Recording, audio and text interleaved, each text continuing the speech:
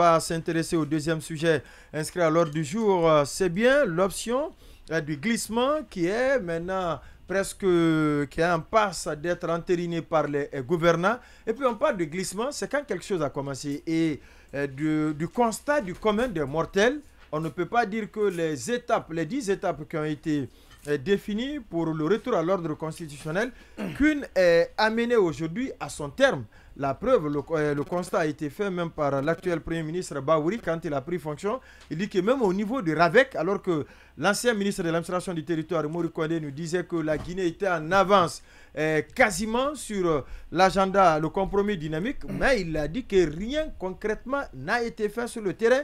Nous parlons du glissement, c'est quand ça a commencé. Est-ce qu'on peut dire aujourd'hui qu'un acte réellement est posé allant dans le sens du retour à l'ordre constitutionnel pendant que... Allant dans le sens du commencement.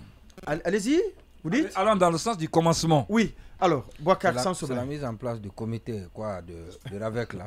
Je ne sais pas comment on appelle ça. Est-ce que quelque chose est fait? Puisqu'on parle de glissement, on se rappelle en classe, si l'épreuve est donnée et qu'on dit à pile on ramasse, si tout le monde n'a pas fini, on fait une rallonge de 5-10 minutes.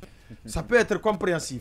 Mais dans le cas présent, c'est vrai, ceux qui nous gouvernent aujourd'hui disent que précipitation et anticipation sont souvent en source d'erreur. Mais trop de retard aussi, ça crée d'autres complications. En tout cas, il y a un adage sur ceux qui le dit, quand vous durez longtemps dans le palmier, c'est le vent qui vous trouvera là. Et quand ça vous trouve là, ça va être extrêmement compliqué. Allez-y.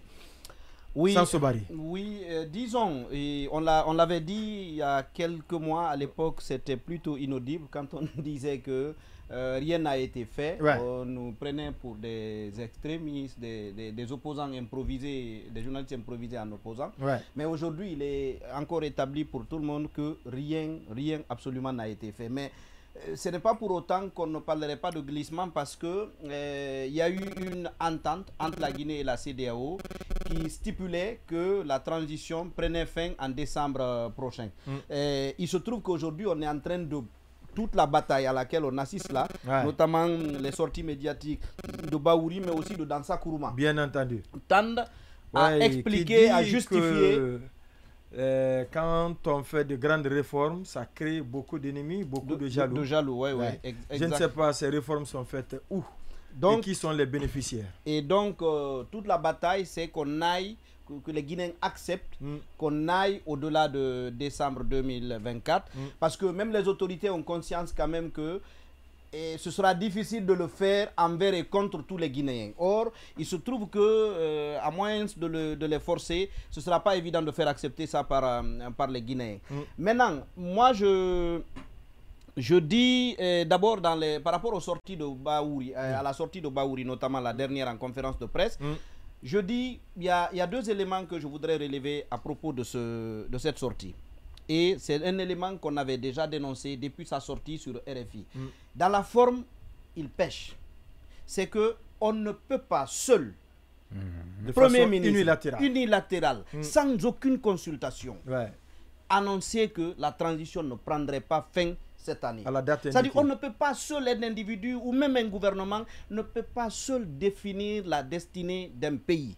C'est manquer de respect aux autres, c'est manquer de respect aux citoyens. De la considération. Honnêtement. Donc ça, il l'a fait chez nos confrères de RFI, il l'a fait peut-être quand il a rencontré la dernière fois à l'occasion de quelques consultations qu'il a eues avec un certain nombre d'acteurs, et il l'a répété de manière plus ample à l'occasion de sa sortie médiatique, de sa dernière conférence de presse du vendredi dernier. Maintenant, l'autre chose que je voudrais relever, c'est, je crois percevoir peut-être une espèce de manipulation dans ce qui nous est vendu. On nous dit, et c'est lui notamment qui dit que, je l'ai entendu en gros dire que on s'est jusqu'ici borné à précipiter les choses, une transition de 18 mois, une transition de 24 mois, et puis on remet le pouvoir à quelqu'un qui a été élu. C'est ce qu'on a toujours essayé, ça n'a pas marché. Alors, moi je veux dire, combien de temps on a essayé ça? Parce que quand on dit ça, quand on entend une déclaration comme ça, on a l'impression qu'on l'a essayé 10 fois, 20 fois. Non, mais souvenons-nous, ce pays a eu combien de transitions? Nous sommes à la troisième, non? Examinons comment les deux autres se sont passés. la première transition de 84 à 92, ça fait combien? 9 ans. Donc, c'était 8 ans, 9 ans. 9 ans. Voilà, quelque chose comme ça. Alors, dites-moi, est-ce que le résultat, le président, le putschiste d'alors, a réussi à légitimer son pouvoir. Donc, c'était ça une transition longue. Quels en sont les avantages aujourd'hui? Non, si la transition longue était la garantie du succès, de la réussite, est-ce qu'on en serait là? Le règne de Conté, les 24 années, qu'on en serait là? 24 années de règne il faut qu'on nous prenne aussi au sérieux. C'est-à-dire, l'histoire dont on est en train de parler, ça ne remonte pas à 1900 ou à 1800. Donc, c'est récent là. Oui, 1984. Donc, beaucoup d'entre nous savent comment les choses se sont passées. C'était long, mais ça n'a pas débouché sur ce que le peuple espérait. La preuve, on se rappelle tout ce qui s'est passé en 2006-2007 dans ce pays. En tout cas, en 24 années de règne, Conakry même n'a pas eu le courant. Honnêtement. C'est en 10 années de règne démocratique que Conakry a eu le courant. Exactement. C'est ça la vérité. Sous Alpha Condé, bien entendu. Alors, non, de règne démocratique. Donc, examinons, sous Alpha Condé, examinons aussi la deuxième transition de Dadis Sekouba.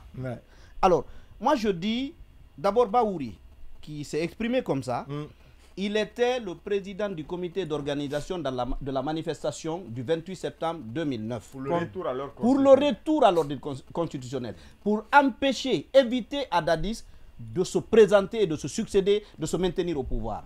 Alors, qu'est-ce qui s'est passé chez lui entre cette période-là et aujourd'hui, pour qu'aujourd'hui, subitement, on refuse aux autres le droit d'exiger qu'on revienne à l'ordre constitutionnel. Et à l'époque, il disait que une transition qui dure devient toujours un danger. Et c'est ça la vérité. C'est ça la vérité. Donc, il avait dit la vérité. Oui, non, maintenant, cette fois-ci, c'est... il dit maintenant que le retour à l'ordre constitutionnel n'est pas une exigence externe. Il s'adapte. C'est une volonté et une attente du peuple de Guinée. Il s'adapte. Donc, et ça, c'est grave. Ça, c'est ce que je dis. Ça, c'est un. Donc, lui-même, en 2009-2010, était de ceux qui réclamaient à corps et à cri. C'est ce que François Lucien Fall a relevé dans sa sortie à l'occasion de l'AG des Fouti. Et il a dit qu'à l'époque, il était impressionné, il avait beaucoup d'estime pour ce Baouri-là qui se battait pour Il fait partie des initiateurs de la mise en place des droits de l'homme. Exactement, exactement. Mais je dis autre chose par rapport à la transition de 2009. Ici, il y a un avantage au procès du 28 septembre qui se tient, c'est qu'il nous a notamment révélé des facettes cachées de l'organisation et la gestion du pouvoir de cette époque-là. Est-ce que, objectivement, sans aucun parti pris, quand chacun de nous réfléchit et se rappelle ce qui s'est dit dans ce procès-là, est-ce qu'on peut dire que... on est géré. Non, est-ce qu'on peut dire qu'avec cette manifestation, avec le départ du CNDD, on ne nous a pas évité le pire? Non, le pire a été évité. Le pire a été évité. Le pire a été évité. Donc, il ne faut pas qu'on falsifie l'histoire. Honnêtement, je pense que ceux qui se sont jusqu'ici battus pour qu'on revienne à l'ordre constitutionnel le plus tôt possible, ceux-là, on doit leur faire des satisfecit. Ce n'est pas ceux qui tendent à se maintenir, à se cramper au pouvoir. La solution n'est pas de ce côté. La solution n'est pas de ce côté, oui.